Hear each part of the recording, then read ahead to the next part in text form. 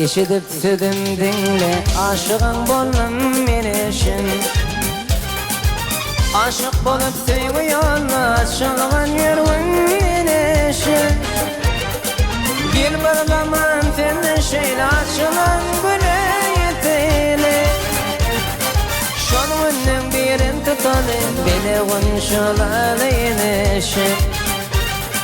Gel bir zaman seni şeyle açılan güne yeteyle.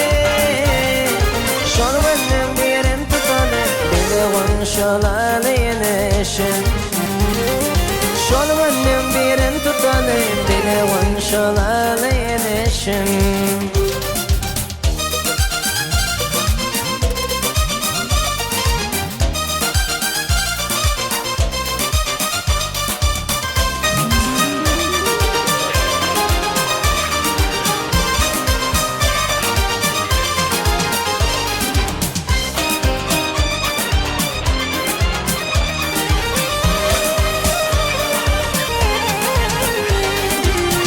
Fikrin bakar ya dikkat yatlap kaşıy buydu.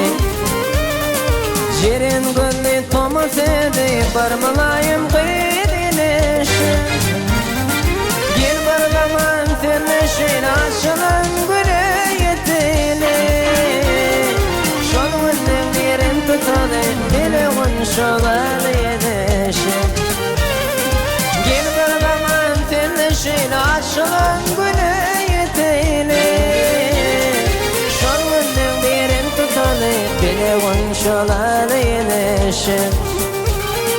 Şonunun birin tutalı bileğin şolalı yenişin.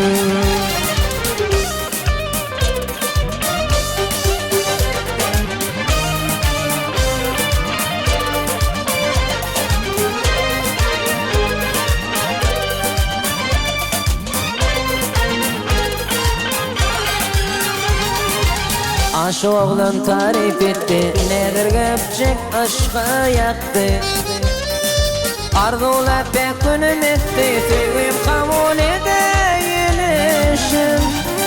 Gel bir zaman dönüşüyle açılan güne yeteyle.